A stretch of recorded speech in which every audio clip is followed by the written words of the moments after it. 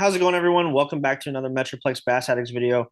Trying something a little different this week. Today, we're going to kind of show you Lake Tawakoni and Cedar Creek. Our next two tournaments are the first TTO on Tawakoni and then the Bass Champs on Cedar Creek. And so we're going to be out there the first 2 weeks of March, I guess, March 8th and 15th, I believe. So we're going to kind of make this a little preview show, talk about what we think the fish should be doing as far as seasonal patterns, what kind of cover, depth zone they'll be in, stuff like that. Ian's going to talk about a little bit about the baits that we're going to throw, and we're just kind of show you some areas that we think could be good on each lake. So y'all stay tuned. Let's get into it. Nope. Right there you go. Okay. Nope. What? Why? I think I like it.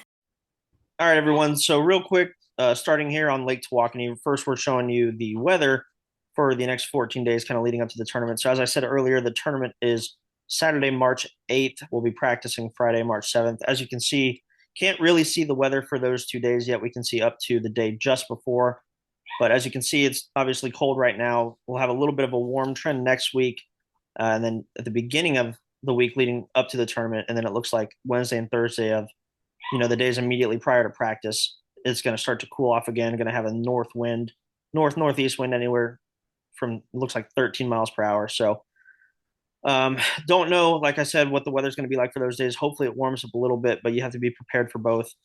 So with that in mind, and if you could take it to the lake with a 13 mile per hour north or northeast wind, obviously in the springtime like this, the fish are pre-spawn. We've had a couple warm trends that have pushed some fish up, and those fish typically aren't going to just go back out to deep water at a cold front. They'll just kind of hang out in ditches and drains and nearby the spawning areas waiting for it to warm back up. But with a northeast wind, you're obviously going to want to fish protected water, especially because north winds are colder. So you're going to want to focus on banks that are protected from a north wind and that have the opportunity to warm up in the slightest. So Ian, if you want to show that cove that we had picked out, that's actually perfect. This cove here, it's a nice kind of creek arm, nice and flat, as you can see in the back there. It's pretty flat other than the one creek channel.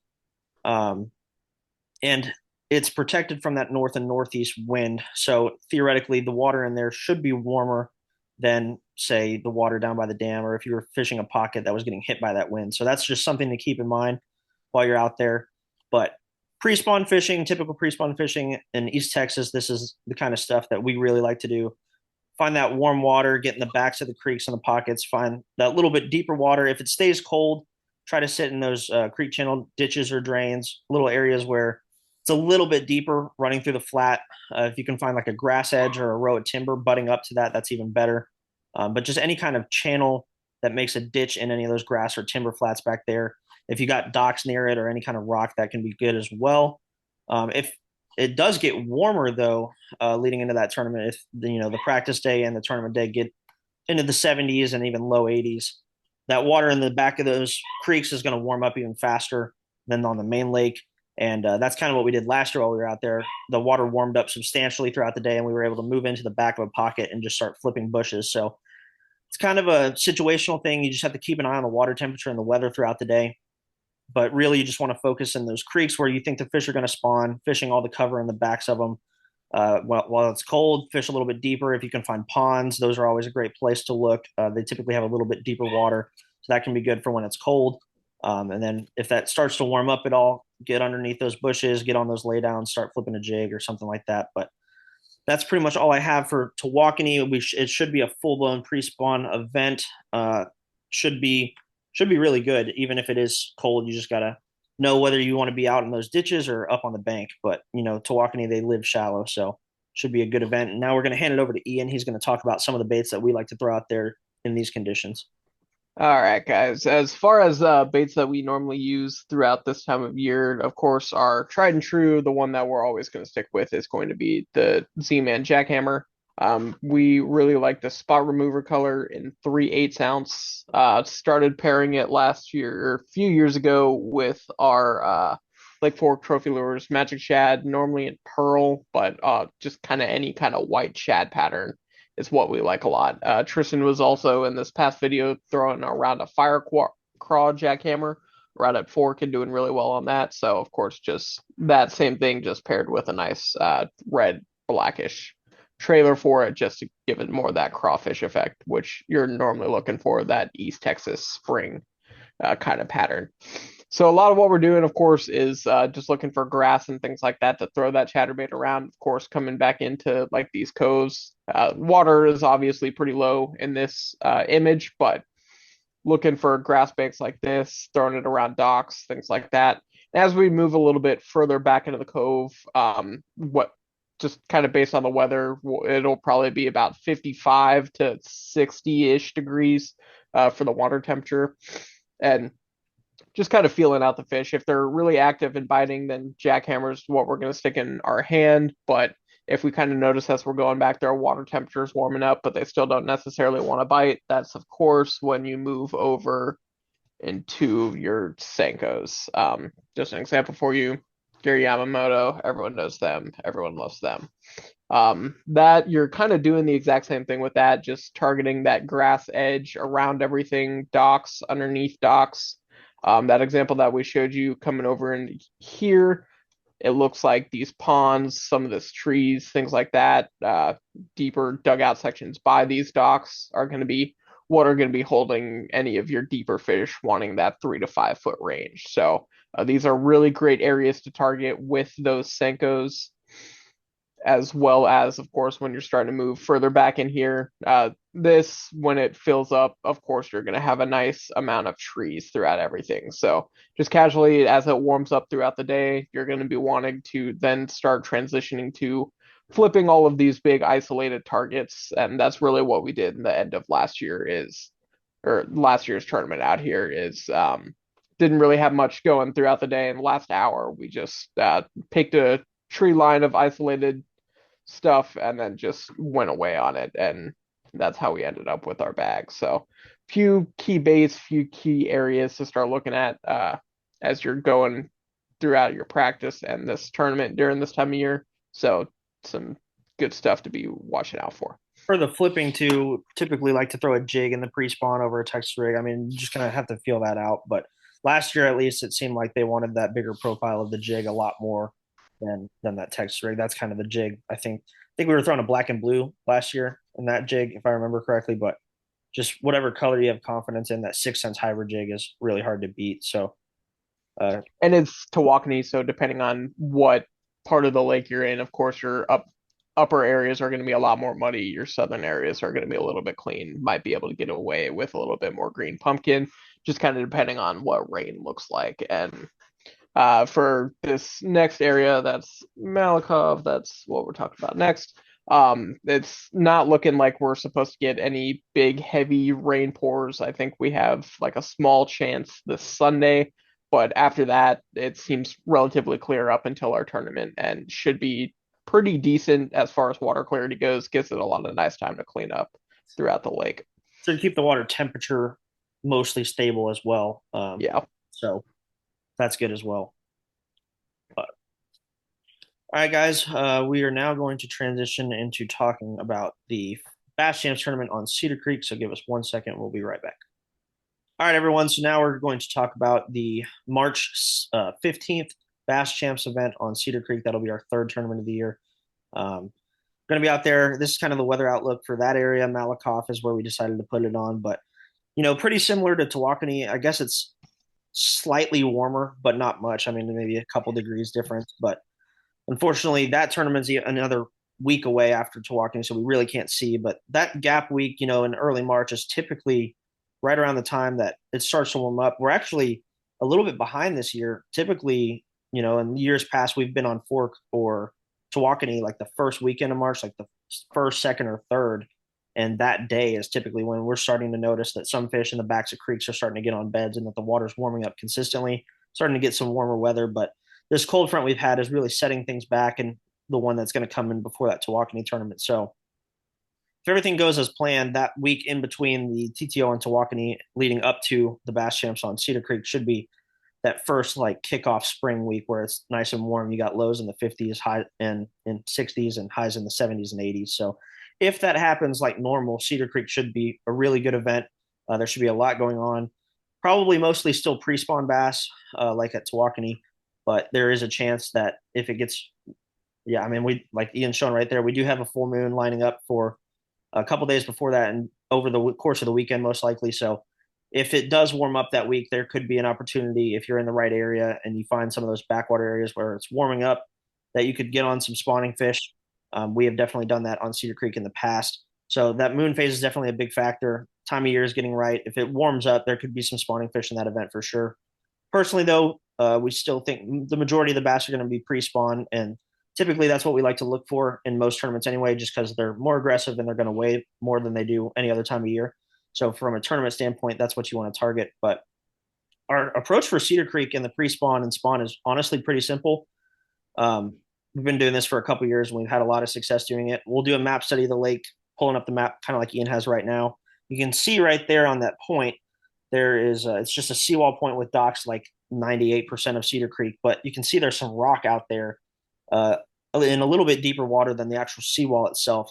And a lot of times, the best ones you actually can't see them unless you draw the lake level down. I don't know what it's at in this image, This but looks relatively full. yeah.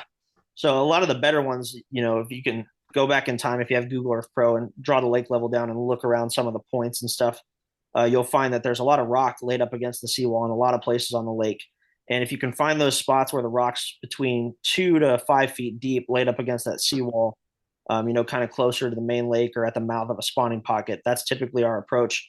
Just looking for that, spending hours looking at the map, finding those areas, and then going and fishing them.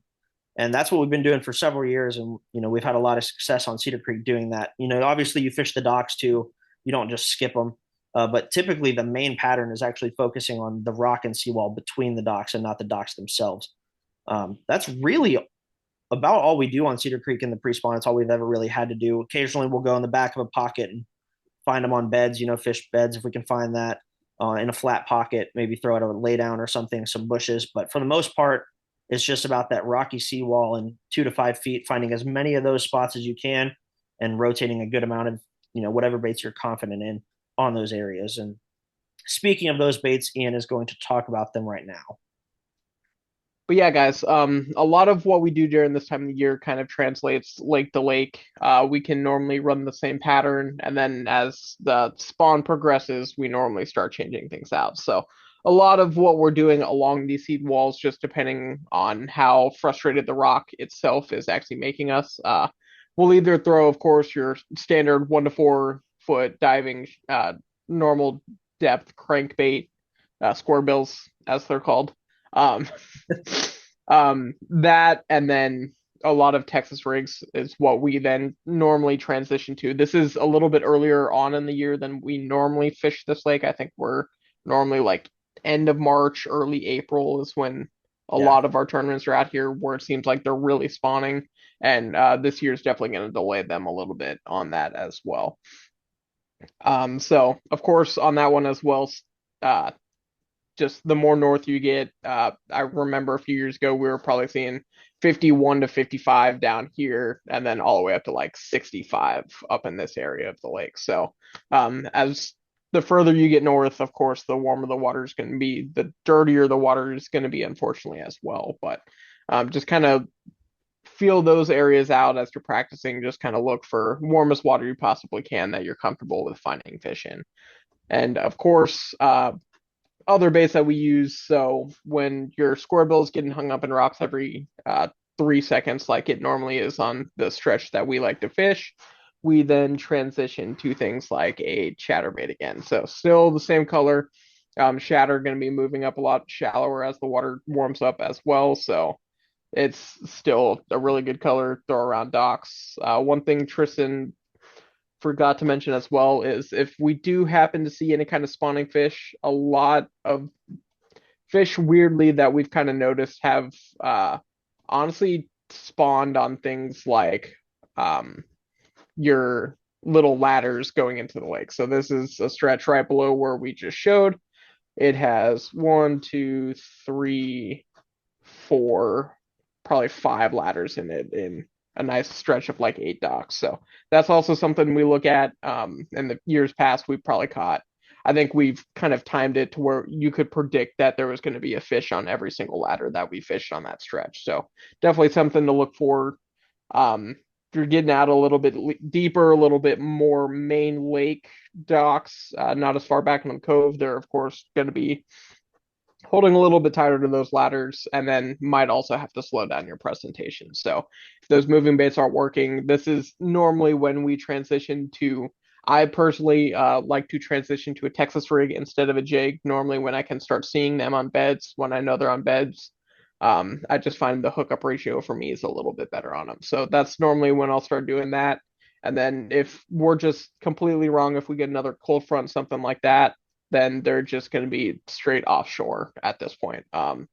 These lakes, they're relatively cool right now, and if they don't really have time to heat up with that weather forecast, then they're still going to be in their nice pre-spawn staging points. So points, things like that, like some of your southern coves down here, they're going to be sitting like these big divides and just deeper water right outside of docks. And that's normally when we transition to either trying to throw a drop shot or wacky rig at those fish, just something slow, something that they're going to be a lot more apt to eating. Yeah, or if they're still offshore, if the water's still cold, but you get a warm day, you can sometimes catch them on like a medium diving crankbait, like a spro rock crawler or something like that, throwing them down on those points, especially if you can find rock that comes out a little deeper, or if you can find a brush pile. A jerkbait's a great choice as well. If you want to scope, you can obviously throw the jig head minnow too, but those little secondary points and main lake points at the mouths of the spawning pockets that come way out into the lake, like he was saying, can be really good in the early pre-spawn, statewide, but especially on Cedar Creek. Yeah. And there's not a whole lot of them, but bridges is also another really good pattern for us. I know this more northern one has some few areas with some rock underneath, things like that. Also something to be looking forward to as these fish make big pushes to the backs of the creeks, as well as just like your standard dams, things like that. The rock along those normally goes out anywhere from 10 to 20 feet on average, and there's always going to be fish sitting on dams doing that sort of thing, and then moving to like some shallow coves nearby. Also, if you can find, a lot of times in the pre-spawn is when they really load up on roadbeds and underwater bridges as well.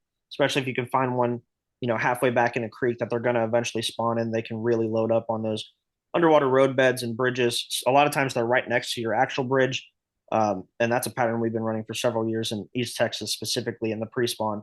And we got third at Toledo Bend a couple years ago doing that. We've had a lot of success doing that over the years, so that's something to keep in mind too. And it's pretty easy to find most of the time. But yeah, other than that, that's kind of about it for what we have for these tournaments. Just kind of filming a quick outro. So we did plan on going to Sam Rayburn this next weekend. I believe it's March 1st was the tournament date, practicing the Friday before. Tristan unfortunately not unfortunately, but Tristan just got a new job. So we're having to kind of play it safe with some time off requests for him. But yeah, we're still going to go out. We're still going to film a video for you that weekend, so you'll have something fresh and be able to keep up on how kind of East Texas is fishing during that time. We don't necessarily know which lake we're going to just yet, but we'll be out in East Texas at some point in time during that weekend.